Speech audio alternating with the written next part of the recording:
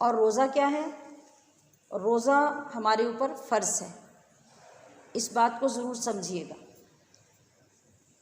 हर इबादत का एक मकाम और एक वैल्यू होती है, उसका एक नाम होता है। उस वैल्यू का नाम क्या है? किसी वैल्यू का नाम होता है फ़र्ज़, किसी का नाम होता है वाजिब, किसी का नाम होता है सुन्नत। सुन्नत में भी दो कैटेगरीज़ हैं, एक सुन्नत मुअक्कदा, दूसरी सुन्नत गैर मुअक्कदा, फिर मुस्तहब है। अब ये हमें समझना होगा, ये एक बहुत बड़ी गलती है हमारे लोगों के अंदर, इल्ला माशा अल्लाह, और इसको दुरुस्त किए बग़ैर हमारी इबादत दुरुस्त नहीं हो सकती।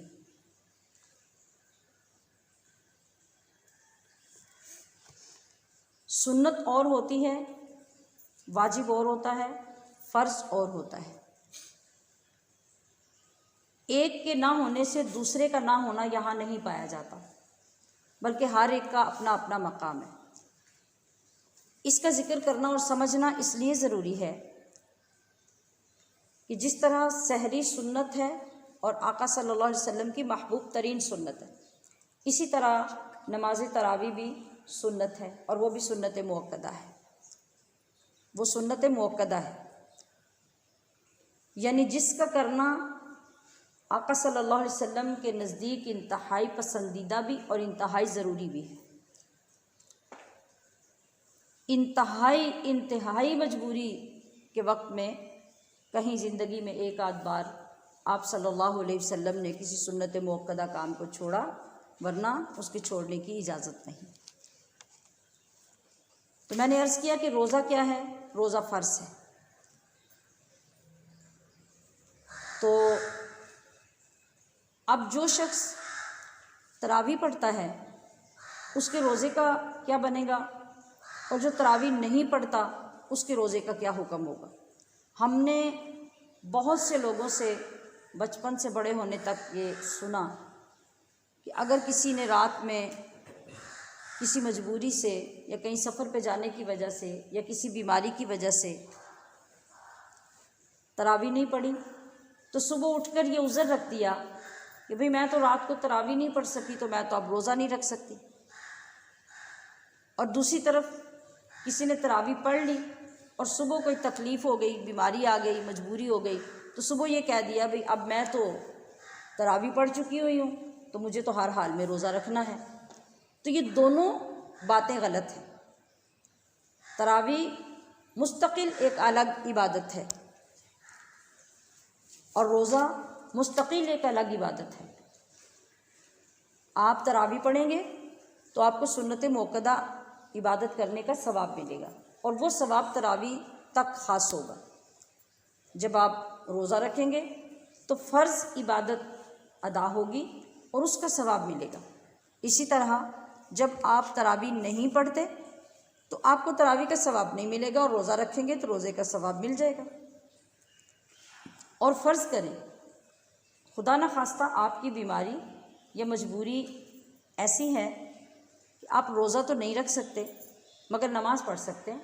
मसलन जैसे कोई खुदा न खास्ता कैंसर का मरीज़ है और उसका ट्रीटमेंट चल रहा है और वो इतना लंबा टाइम नहीं गुजार सकता, वो इस कंडीशन में नहीं है कि वो रोज़ा रख सके।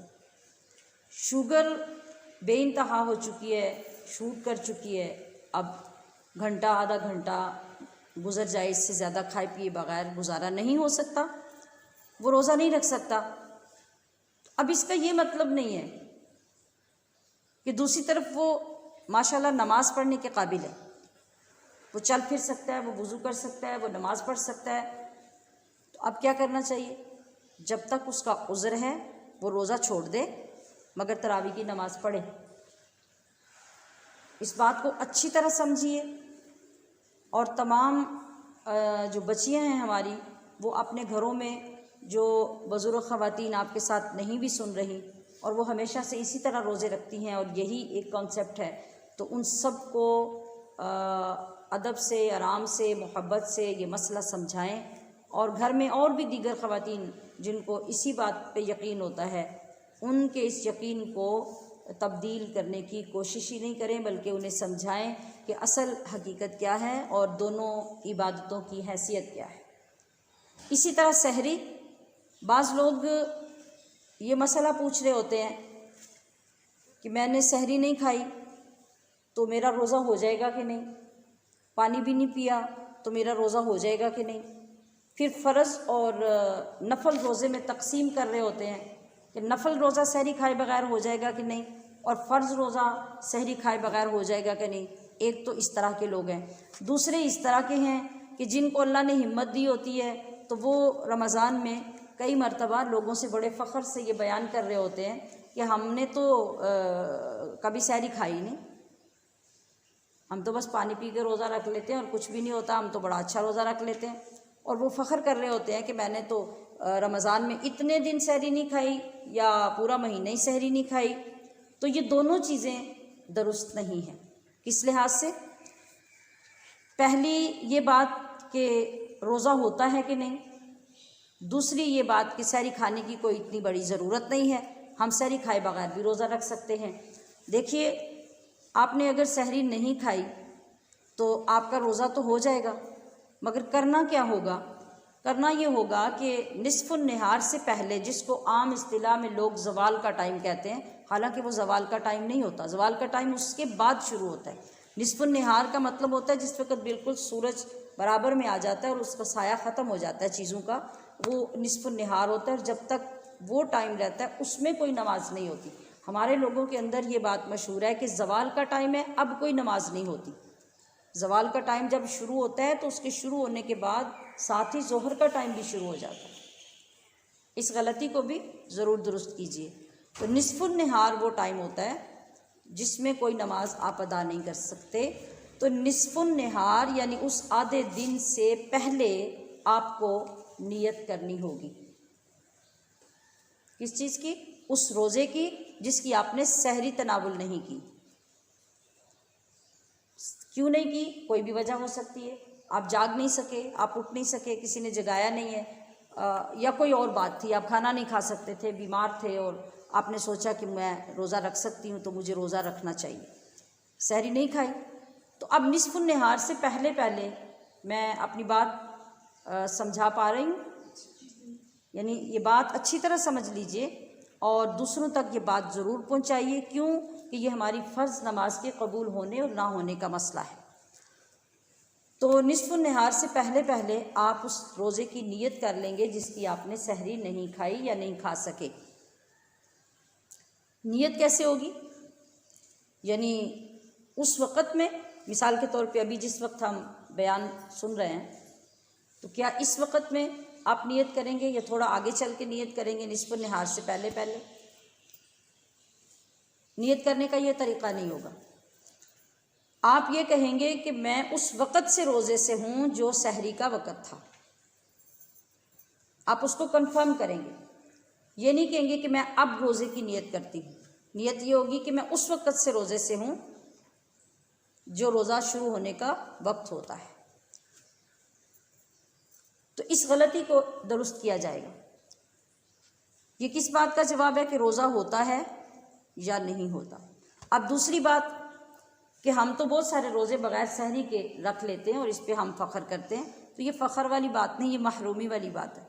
आपने जितने रोज़े रखे, आपने हजूर सल्लल्लाहु ताला अलैहि वसल्लम की महबूब तरीन सुन्नत को छोड़ा, सुन्नत के तारिक बने। और आपको मालूम होना चाहिए कि जब आपने एक सुन्नत को अदा किया, एक सुन्नत को पूरा किया, दूसरों को शऊर दिलाया, तो रब्बे ज़ुल जलाल आपको 100 शहीदों के सब अजर के बराबर इस एक सुन्नत को जारी करने का सवाब अता फरमाता है। आप सोचिए, आपने कितनी सहरियाँ बग़ैर सहरी खाए हुए की और रोज़ा रख लिया, तो फिर कितनी मरतबा हजूर की महबूब सुन्नत से महरूम हुए और आपका कितना अजर व सवाब कम हुआ। अब इसके लिए ये ज़रूरी नहीं है, अल्लाह तो ये देखना चाहता है कि तुम्हारी गफलत दूर हो और तुम्हारे अंदर मेरे हुक्म का एहतमाम पैदा हो, शौक़ पैदा हो। तुम उस एहतमाम से और ज़ौक़ शौक़ से मेरी बात को पूरा करो और मेरे किए हुए हुक्म का आगाज़ करो। क्या? रोज़ा। तो उसके लिए ऐसा नहीं है कि आप वो पराठे ही खाएंगे, कोई दही खाएंगे, कोई गोश्त खाएंगे, कोई सालन खाएंगे और तब जाके आपकी सहरी मुकम्मल होगी, नहीं। आका सल्लल्लाहु ताला अलैहि वसल्लम को तो सहरी में भी खजूर से ज़्यादा और कोई चीज़ पसंद नहीं होती थी। आप सहरी भी खजूर से किया करते थे और पानी से कर लिया करते थे। तो मकसद सिर्फ ये है कि आप उस एहतमाम से उठे, बेशक आप भी चंद खजूरें ही खा लें, पानी ही पी लें और कोई हल्की सी चीज़ ले लें और दिल में ये ख्याल करें कि या अल्लाह मैं उठने के काबिल तो नहीं थी, मगर मेरी इस कैफियत से ज़्यादा मुझे तेरे महबूब की सुन्नत महबूब है, लिहाजा मैं उसको पूरा करने के लिए उठी हूँ। तो इस सोच के साथ जब आप खाएंगे तो आपके अपने अंदर एक ऐसी सरशारी पैदा होगी, एक ऐसी मोहब्बत की लहर आएगी कि आपको ये लगेगा कि 1450 साल गुजरने के बाद भी मेरे महबूब से मेरा कितना करीब का ताल्लुक़ है, कि मैं आज भी अपने महबूब की सुन्नत पूरे किए बग़ैर चैन नहीं पा सकती और मैं अपनी किसी इबादत को मुकम्मल होते नहीं देख सकती। तो ये चीज़ें हमारे सीखने की हैं और इन्हीं चीज़ों को सीखने के लिए हम ये मुक़द्दस ज़िक्र छेड़ कर बैठते हैं ताकि हमारे ज़ंग उतरें और हमारे दीन, ईमान, मोहब्बत और इश्क का महवर व मरकज़ जो आमिना के लाल, अल्लाह के दिलबर, नबियों के सरवर मुहम्मदुर रसूलुल्लाह सल्लल्लाहु अलैहि वसल्लम की ज़ात अक़दस है, हम उस ज़ात अक़दस के करीब से करीब तर होते जाएं और उसकी कोशिश करते जाएं। तो मैंने ये अर्ज़ किया कि सहरी तो रोज़ादार के लिए सुन्नत है, मगर उस सहरी के अंदर क्या चीज़ सुन्नत है उसकी कोई कैद नहीं। अलबत्ता आप सल्लल्लाहु ताला अलैहि वसल्लम को हमेशा से खजूर पसंद रही, तो सहरी में भी आपने खजूर को पसंद फरमाया। चुनाचे हज़रत सैयदुना साइब बिन यज़ीद रवायत करते हैं कि अल्लाह के प्यारे हबीब, कायनात के तबीब मुहम्मदुर रसूलुल्लाह ने इरशाद फरमाया कि निअमत सहूरु अत्तम्र, कि बेहतरीन सहरी खजूर है, बेहतरीन सहरी खजूर है। इसी तरह से इसके अलावा भी अगर कोई चीज़ आपको मुयस्सर है तो आप खा सकते हैं, मगर किस नीयत से कि हज़रत अनस रज़ी अल्लाह ताला अन्हु रवायत फरमाते हैं कि आका अलैहिस्सलातु वस्सलाम ने इरशाद फरमाया तसहरु फ़इन्न फ़िस्सुहूरी बरका, कि लोगों सहरी खाया करो क्योंकि सहरी में बरकत है। फिर एक जगह पे इरशाद फरमाया कि सहरी के वक़्त जब कोई शख्स खाना खाता है तो वो खाना चाहे चंद मामूली निवाले ही क्यों ना हों, तो वो मुसलमानों और अहले किताब के रोज़े में फ़र्क कर देता है। जैसा कि हज़रत अमर बिन आस रज़ी अल्लाह ताला अन्हु ने रिवायत किया कि फ़स्लु मा बैना सियामना व सियाम अहलिल किताबी उक्लतुस सहर। आप अलैहिस्सलातु वस्सलाम ने फरमाया कि हमारे और अहले किताब के रोज़ों के दरमियान जो फ़र्क है वो है सहरी के चंद निवाले। उकला एक छोटे से निवाले को कहा जाता है। तो अब क्या हुआ, वो जो एक आदत बनी वो आदत हमारी इबादत बन गई। एक सहाबी सहरी के वक़्त हुज़ूर सल्लल्लाहु ताला अलैहि वसल्लम की बारगाह में हाजिर हुए, तो आप सहरी तनावुल फरमा रहे थे, तो आपने इरशाद फरमाया इन्नहा बरकतुन आताकुमुल्लाहु इय्याहा फला तदउ, कि ऐ सहाबी ये बरकत ही बरकत है और ये तुम्हें अल्लाह करीम ने ही सिर्फ़ तुम्हें ही यानी मेरी उम्मत को ही अता फरमाई है, फला तदउ, तो इसे कभी छोड़ना ना। हज़रत आयशा रज़ी अल्लाह ताला अन्हा रवायत फरमाती हैं, और ये रवायत हज़रत आयशा ही फरमा सकती कि वो एज़ाज़ जो उन कायनात की मुक़द्दस तरीन ख़वातीन को नसीब हुआ वो किसी और को कैसे हो सकता है। आप फरमाती हैं कि नबी सल्लल्लाहु ताला अलैहि वसल्लम तशरीफ़ फरमा थे सहरी का वक्त, तो आपने मुझे इरशाद फरमाया आयशा क़र्रिबी इलैनल ग़िज़ाअल मुबारक, ए आयशा ये बरकत वाला खाना मेरे करीब करो। कौन सा बरकत वाला? सहरी का खाना। हमने कभी सहरी खाते वक्त ये बातें सोची? हमें तो एक ही वक्त पड़ा होता है कि रात को किसने क्या क्या खाया तो सहरी को किसने क्या क्या खाना है, और फिर वो भाग दौड़ लगी होती है। हम इतना कम वक्त छोड़ के उठते हैं कि कोई भी काम सुकून से नहीं हो सकता, और हमारे ख्याल के किसी गोशे में भी नहीं होता उस वक़्त कि हम अपने महबूब आका की सुन्नत के मुताबिक ये अमल कर रहे हैं। अगर खाना खाते हुए, निवाला लेते हुए, पानी पीते हुए हमें ये ख्याल रहे कि हम इस वक्त रात के इस हिस्से में उठकर अपने महबूब आका की सुन्नत अदा कर रहे हैं, तो आप देखिए कि फिर आपका ख्याल उस मुक़द्दस ज़ात की तरफ जाते ही उस सहरी का और उस खाने का मकाम खुद आपकी नज़र में क्या हो जाएगा, जिसको हमने कभी इस एंगल से ना देखा है ना कभी सोचा है। फिर हज़रत अनस रज़ी अल्लाह ताला अन्हु एक और हदीस पाक रिवायत करते हैं कि सहरी के वक़्त में आप सल्लल्लाहु अलैहि वसल्लम को पानी और खजूर पेश किए गए, तो मोहब्बत और सुन्नत का अंदाज़ा कीजिए। हमारा ये ख्याल होता है कि इफ्तारी के वक़्त भी जो कुछ हमारे दस्तरखान पे है एट ए टाइम कोई आ ना जाए ऊपर से, वो हमारा ही है, तो बस वो हमें अपने ही पेट में डालना है। जबकि कदम कदम पर, लम्हे लम्हे बाद हमारे महबूब आका सल्लल्लाहु अलैहि वसल्लम हमें यही तरगीब दिला रहे हैं कि जो तुम्हारे पास है उसे बांट के खा लो, वो इतना बढ़ जाएगा, वो इतना ज़्यादा हो जाएगा कि तुम आज उसे बांट के खाओगे तो क़यामत में जब तुम अपने रब के हजूर हाजिर होगे तब तक वो खाना बढ़ता रहेगा, बढ़ता रहेगा, बढ़ता रहेगा, और अल्लाह फिर उस बढ़े हुए को अपनी शान के मुताबिक उस अजर में कन्वर्ट करके तुम्हें अता करेगा। तो देखिए, खजूर और पानी पेश किया गया आप अलैहिस्सलातु वस्सलाम की बारगाह में, तो आप फरमाते हैं, हज़रत अनस अर्ज़ करते हैं कि आपने मुझे फरमाया कि उन्जुर रजुलन, ज़रा बाहर देखो कोई बंदा है। किस लिए भला? फरमाया याकुलु माई, कोई है तो उसे बुला के लाओ, वो मेरे साथ आके सहरी करे।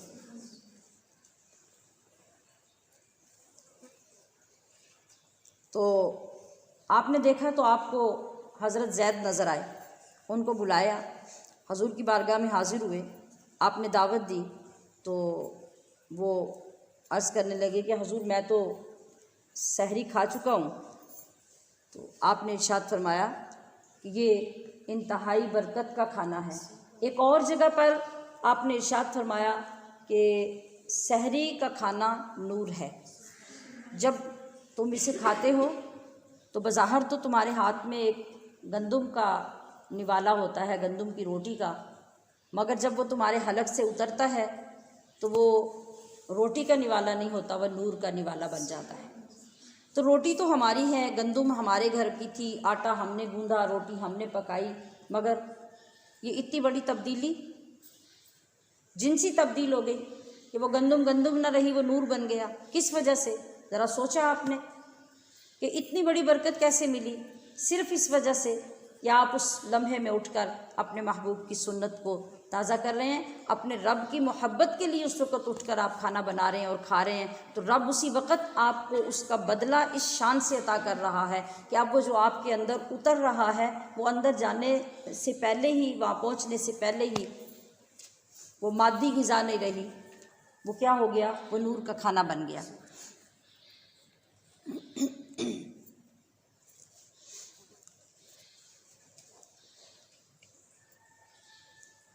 तो हमारे लिए जगह जगह पे, कदम कदम पे किस कदर नेमतें हैं, किस कदर करम नवाजियाँ हैं।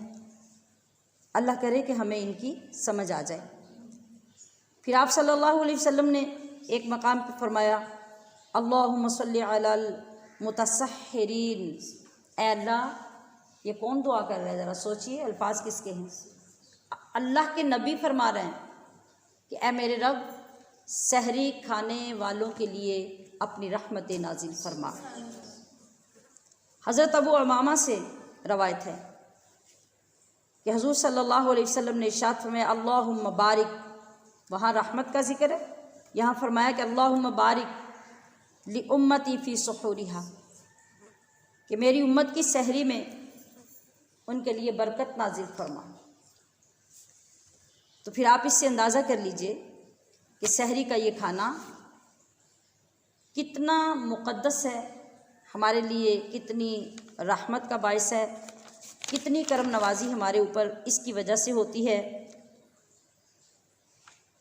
मगर ये सब हमें तभी मिलेगा जब हम आप सल्लल्लाहु अलैहि वसल्लम की सुन्नत समझकर इसको इस्तेमाल करेंगे। अब यहाँ इस सहरी से मुतल्लक़ जो बात है, आजकल एक पोस्ट वायरल हो रही है, कई बच्चों ने मुझे वो सेंड भी की कि इसका क्या जवाब है। उसमें ये लिखा है कि अबू दाऊद शरीफ की हदीस है कि तुम्हारे हाथ में अगर खाने का बर्तन हो और अजान शुरू हो जाए तो जो कुछ तुम्हारे बर्तन में है उसे खा लो। ये वो बात है जिसके बारे में मैं अक्सर अपनी अजीज़ात से ये अर्ज़ करती रहती हूँ कि बाखुदा दीन का इल्म हासिल कीजिए। नेट आपका उस्ताद नहीं बन सकता, वो आपके अकायद दुरुस्त नहीं कर सकता, वो आपको इल्म नहीं दे सकता। वो ख़बरें पहुँचाता है जो ख़बरें हमारे लोगों के पास होती हैं, और उन लोगों ने भी बग़ैर किसी उस्ताद के वो हासिल की होती हैं, इल्ला माशा अल्लाह। या फिर हर कोई अपने मुताबिक ये चीज़ें कर रहा है और उसके पीछे कई मकासद होते हैं जो हर बंदा समझ भी नहीं सकता। तो इस हदीस पाक के पीछे हकीकत क्या है कि हकीकत में बिल्कुल ऐसा नहीं है कि उधर अजान हो रही है और आपके हाथ में खाने का बर्तन है, तो अगर फ़र्ज़ करें कि अजान ख़त्म होने तक आपके बर्तन से खाना ख़त्म नहीं होता तो आप उसके ख़त्म करने में लगे रहेंगे और उसको खाकर ख़त्म करेंगे, तो आपका रोज़ा तो शुरू होने से पहले ही बर्बाद हो गया है।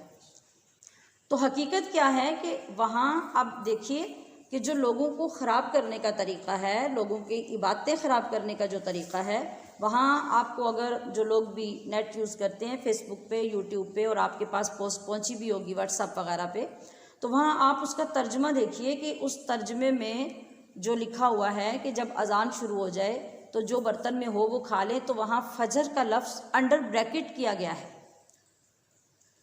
लफ्ज़ फजर हदीस पाक के मतन में नहीं है, उसे अंडर ब्रैकेट किया गया है, उस अजान को फजर के साथ जोड़ दिया गया है और मसला बिल्कुल गलत कर दिया गया है। जबकि आप सल्लल्लाहु ताला अलैहि वसल्लम के ज़माना अक़दस में जो मामूल था, जिस तरह आज सहरी के लिए हमारे यहाँ सायरन वगैरह बजता है और फिर थोड़ी देर के बाद फजर की अजानें शुरू होती हैं, तो उस वक़्त में सहरी के लिए कुछ वक़्त में पहले एक अजान हुआ करती थी, जैसे आजकल बहुत सारे इलाकों में तहज्जुद की अजान वक़्त से पहले, फजर के वक़्त से पहले होती है। इस तरह वहाँ पहले अजान हुआ करती थी और फिर दूसरी अजान फजर की हुआ करती थी।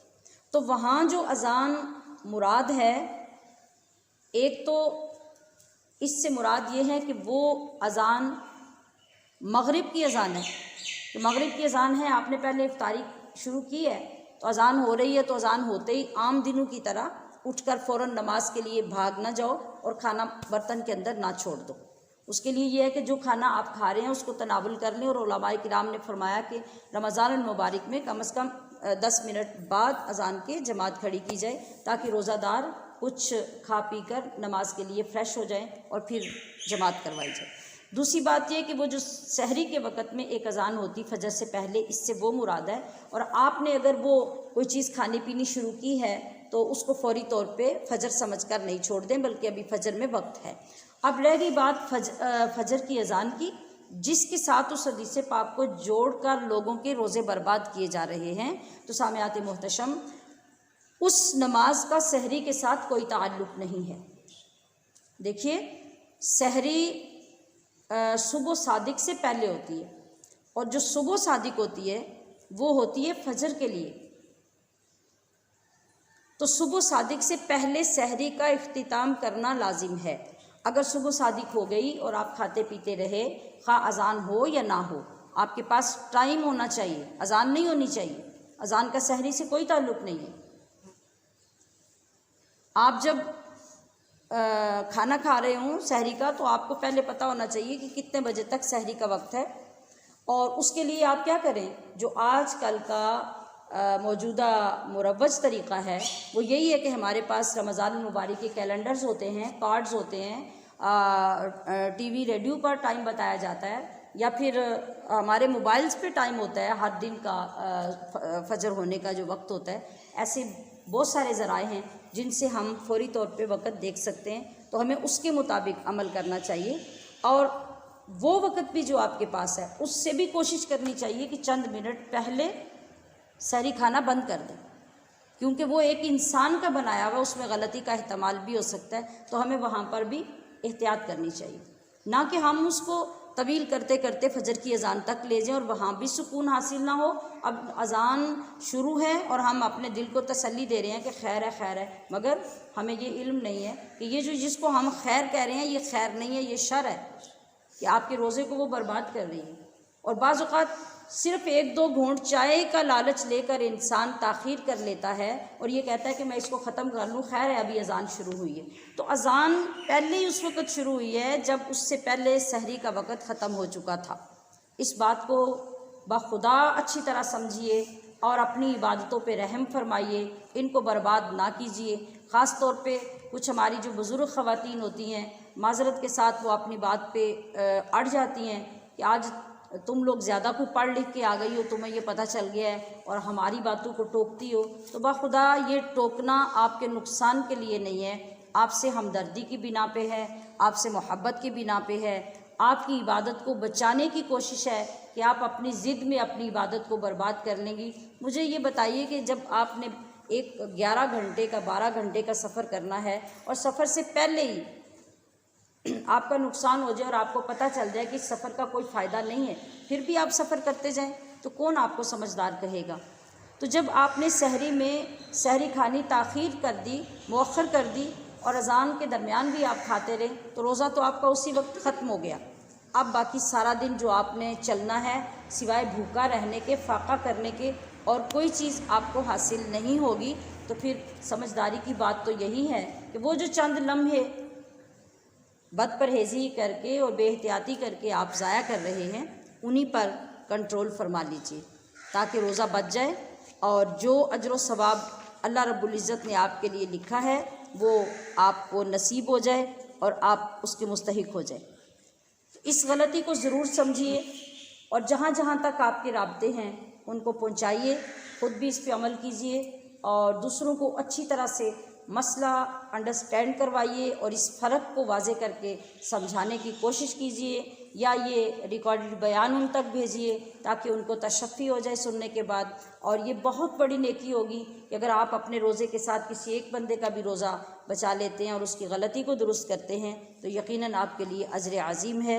अल्लाह रब्बुल इज़्ज़त हमारी नेकियों को कबूलियत के काबिल बना दे और हमें ख़ुद अपनी इस्लाह करने और दीन को सीख कर उस पर अमल करने की तौफ़ीक़ अता फ़रमाए। वमा अलैया इल्लल बलागुल मुबीन।